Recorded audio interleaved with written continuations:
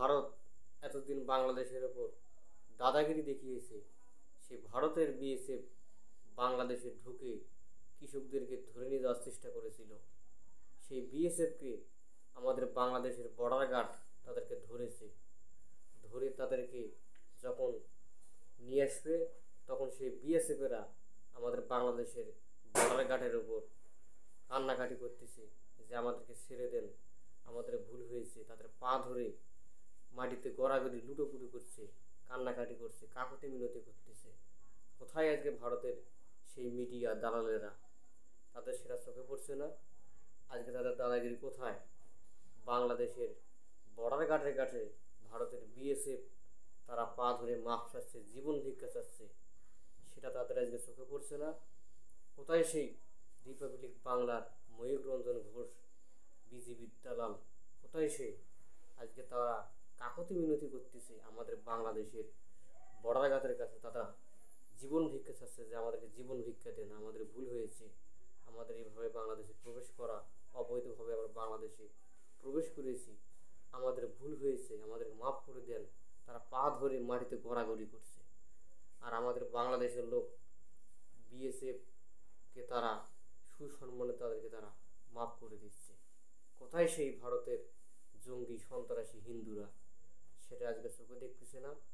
বাংলাদেশের কাছে তাদের বিএসএফের পা ধরে মাপ চাচ্ছে। বাংলাদেশ আরও এক ফিরে প্রমাণ করে দেখালো বাংলাদেশ হচ্ছে বীরের জাতি। তাদের কাছে কেউ ভিক্ষা চাইলে তাদের জীবন ভিক্ষা দেয়। ভারতের বিএসএফেরা যখন বাংলাদেশের বর্ডার গার্ডের কাছে জীবন ভিক্ষা চাচ্ছে, বাংলাদেশের বর্ডার গার্ডেরা জীবন ভিক্ষা দিয়েছে। ইচ্ছা করতো তাদেরকে ক্লোজ ফায়ারে মেরে দিত এই বিএসএফকে, মোদি সন্ত্রাসী কুত্তা বাহিনী বিএসএফকে গুলি করে মেরে দিত না। বাংলাদেশের লোক, বাংলাদেশের জনগণ, বাংলাদেশের পুলিশ প্রশাসন, সেনাবাহিনী তারা হচ্ছে দয়ালু। তারা দয়া ভিক্ষা দিয়েছে বিএসএফকে, আরও একটা সুযোগ দিয়েছে। তারা বাংলাদেশে যেভাবে পাখির মতো ক্লোজ ফায়ারে নিরীহ লোকদেরকে এই ভারতের বিএসএফেরা পাখির মতো গুলি করে বাংলাদেশের সাধারণ মানুষদেরকে মেরেছে, কুত্তার মতো মেরেছে। এই মোদী সরকারের কুত্তা বাহিনী যে জুলুম নির্যাতন করেছে বর্ডারে বাংলাদেশের মানুষজনদের উপর, সেটা মেনে নেওয়া যায় না, অনিন্দনীয়। তাই একটা কথাই বলতেছি, ভারতের কুত্তা বাহিনীদেরকে সামান্য বাংলাদেশের কাছে হেরে গেলেন, তারে তোমরা বড়লোকি দেখান যে বাংলাদেশের লোক পেঁয়াজ না পেলে তারা খেতে পারবে না, চাউল না পেলে খেতে পারবে না। বাংলাদেশের লোক চাউল, পেঁয়াজ, আলু ঠিকই খাচ্ছে, তোদের ভারতের এই লোক না খেয়ে জীবনযাপন করতেছে। আমরা যদি আলু পেঁয়াজ না কিনি, তোদের আলু পেঁয়াজ কেউ কিনছে না। তোরা আমাদেরকে আলু পেঁয়াজ দিস নেই, আমরা তোদের আলু পেঁয়াজ নিচ্ছি না। তাতে করে তোদের দেশের কৃষক তারা আজকে ভাত পাচ্ছে না, তারা খেয়ে না খেয়ে জীবনযাপন পার করছে। আর বলতেছে যদি পেঁয়াজের আলু যদি বাংলাদেশের দাদারা যদি না নেয়, তাহলে কলিকাতার মানুষেরা না খেয়ে মারা যাবে। যদি আলু পেঁয়াজ বাংলাদেশে না দেওয়া হয়, বাংলাদেশের লোকজনেরা,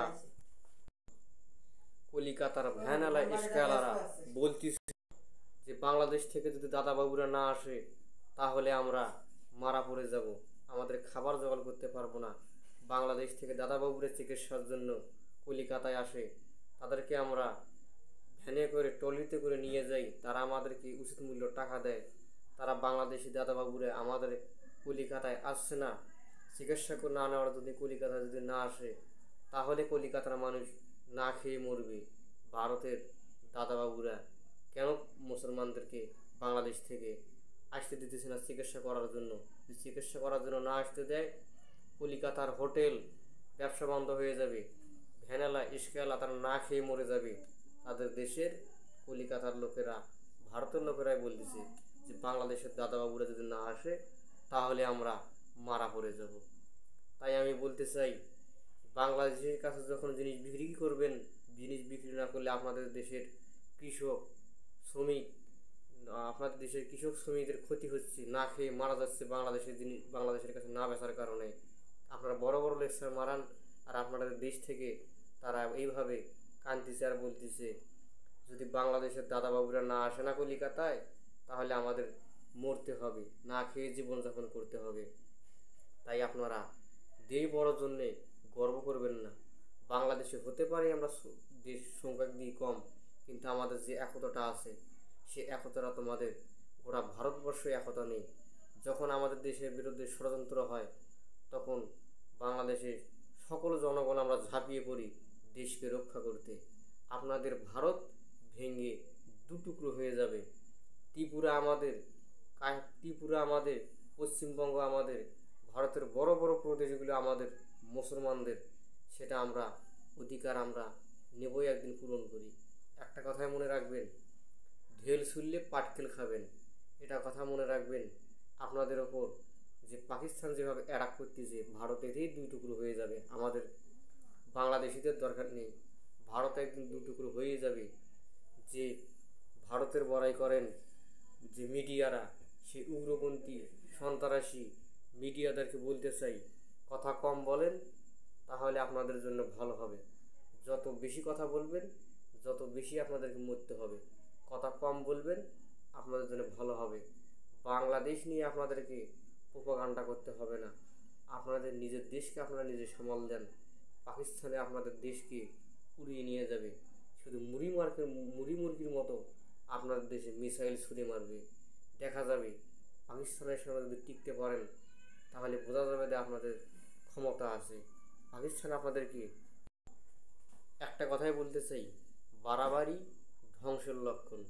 আপনাদেরকে পাপে ধরেছে, ধ্বংসে ধরেছে। যে জুলুম নির্যাতন আপনারা ভারতের সংখ্যালঘু মুসলমানদের উপর যে করছেন, একটা কথাই মনে রাখবেন, বাংলাদেশে কিন্তু সংখ্যালঘু হিন্দু আছে, তাদের উপর আমরা জুলুম নির্যাতন ইচ্ছে করলে করতে পারি। কিন্তু আপনাদের মতো আমরা এত ব্যাকুব নই, এত নিমখারাম জাতি নই।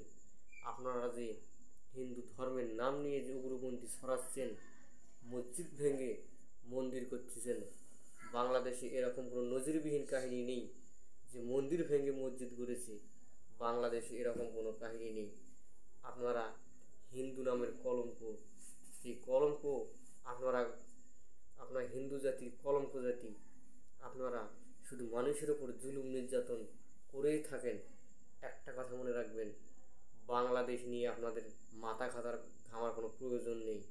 আপনাদের মতো চা বিক্রেতা বাংলাদেশ চালায় না, বাংলাদেশ চালায় নোবেল বিজয়ী ডক্টর ইউনূস, মেধাবী, উচ্চশিক্ষিত, সে যোগ্যতা আছে তার বাংলাদেশ চালানোর মতো। কিন্তু আপনাদের দেশের যে সরকার, মুদির দোকানওয়ালা চাওয়ালা দেশ চালাচ্ছে, তাহলে আপনাদের তো ভুগতেই হবে অধঃপতন। ভারত ভেঙে দু টুকরো হবে, হবেই হবে, একদিন না একদিন ভারত ভেঙে দু টুকরো হবে। একটা কথাই মনে রাখবেন, আপনাদের দেশের আলু পেঁয়াজ আমরা মাংনা দিলিবান নেব না। যে আলু পেঁয়াজে আপনাদের মুসলমানদের রক্ত লেগে আছে, সেই আলু পেঁয়াজ আমরা বাংলাদেশিটা কিনতে চাই না। আপনাদের দেশের আলু পেঁয়াজ আমরা নিচ্ছি না। আপনাদের দেশের কৃষক তারা না খেয়ে মাঠে মারা যাচ্ছে। আপনাদের দেশের ভ্যানওয়ালা, রিক্সাওয়ালা তারা পস্তাচ্ছে যে যদি বাংলাদেশের দাদাবাবুরা যদি কলিকাতায় না আসে, তাহলে আমাদেরকে না খেয়ে মরতে হবে। ভারতের মতো একটি দেশে এখনও মানুষ না খেয়ে থাকে, তার চেয়ে আমাদের বাংলাদেশ ছোট হতে পারে, আমাদের দেশের মানুষ ঠিকবেলা দুমুঠো খেতে পারে। ভারতের মতো অভাবী নয় আমাদের বাংলাদেশ। আমাদের দেশ বাংলাদেশ একটি বীরের দেশ। ভারতের মতো কাপুরুষের দেশ নয় যে মিথ্যা তারা প্রপাগান্ডা ছড়াবে। বাংলাদেশের লোকেরা কোনোদিন মিথ্যা কথা বলে না, মিথ্যার আশ্রয় নেয় না। রিপাবলিক বাংলা ময়ূক রঞ্জন ঘোষ তার পাখা গজিয়েছে, একদিন তার পাখাটা কাছে দিয়ে ক্যাশ করে কেটে যাবে। শুধু সময়ের অপেক্ষা, সময়ের অপেক্ষা। পাকিস্তান যেভাবে অ্যাকশন নিচ্ছে ভারতের ওপর, তাতে মনে হয় এবারকার কাশ্মীর স্বাধীন হয়ে যেতে পারে। কাশ্মীর পাকিস্তানের অংশ ছিল, থাকবে। কাশ্মীর এবার স্বাধীন হবে ইনশাল্লাহ। কাশ্মীর হতে চলেছে পাকিস্তানের একটি অঙ্গরাজ্য নতুন করে। পাকিস্তান যদি কাশ্মীরকে নিয়ে নেয়, তাহলে কাশ্মীরের মুসলমানরা সুন্দর একটি জীবনযাপন করতে পারবে, জঙ্গিবাদী হিন্দুদের হাত থেকে রক্ষা পাবে। তাদের বেশি করে ভালোভাবে তারা বাঁচতে পারবে। এই মোদি মোদি লেলিয়ে দেওয়া কুত্তা বাহিনী যা কাশ্মীরের লোকজনদের ওপর জুলুম নির্যাতন যা করেছে, এটা মেনে নেওয়া যায় না। কাশ্মীরের লোকজন তারা হতাহতের মধ্যে রয়েছে, তাদের ঘর বাড়ি জমি অর্থ সম্পদ তামান এই মোদির জোরপূর্ব করে দখল করে নিয়েছে। এই মোদি প্রশাসন সবসময়ের জন্য কাশ্মীরের মুসলমানদের ওপর জুলুম নির্যাতন করে, আর তাদের ওপর ঘৃণা ছড়াচ্ছে এই মোদি প্রশাসন। ভারতের যত হিন্দু রয়েছে তারা গরিব, হিন্দু মানেই গরিব। তারা সবসময় দেখবে হিন্দুদের চেহারার দিক দেখলেই ঘৃণা লাগে। ভারতের হিন্দুরা এখনও না খেয়ে থাকে। হিন্দুরা যেভাবে কাশ্মীরের ওপর রাজত্ব করেছে, এবার মনে হয় সে রাজত্ব মনে হয় আর করতে পারবে না। পাকিস্তানের সেনাবাহিনীরা কাশ্মীর এবার তাদের হাতে নিয়ে নেবে। কাশ্মীরে যদি হাতে নিয়ে নেয়, কাশ্মীরের জনগণ একটি স্বাধীনতা, একটি রাষ্ট্র পাবে, স্বাধীনতা একটি দেশে যায় তারা বসবাস করতে পারবে। আমার মনে হয় কাশ্মীর এবার স্বাধীন হয়ে যাবে ইনশাল্লাহ। কাশ্মীরের লোকজনেরা চাচ্ছে, তারা ভারতে থাকতে চায় না, ভারতে তাদের উপরে জুলুম নির্যাতন করছে। এই মোদি প্রশাসন, মোদি বাহিনী প্রশাসনের এবার গোমর ফাঁস হয়ে যাবে। তারা পাকিস্তানের হাতে এবার আত্মসমর্পণ করতে চলেছে। পাকিস্তান এবার ভারতকে মুড়িমুড়কোর মতো উড়িয়ে দেবে। পাকিস্তান তার এবার নমুনা দেখাবে, তার শক্তি প্রয়োগ করবে ভারতের ওপর, দেখিয়ে দিবে পাকিস্তান ছোট হতে পারে কিন্তু অস্ত্রের দিক দিয়ে পাকিস্তান এগিয়ে আছে ভারতের চেয়ে। আজকের মতো এ পর্যন্তই। যদি ভিডিও ভালো লাগে লাইক করবেন, শেয়ার করবেন, অন্যকে দেখার সুযোগ করে দেবেন। আসসালামু আলাইকুম রহমতুল্লাহি।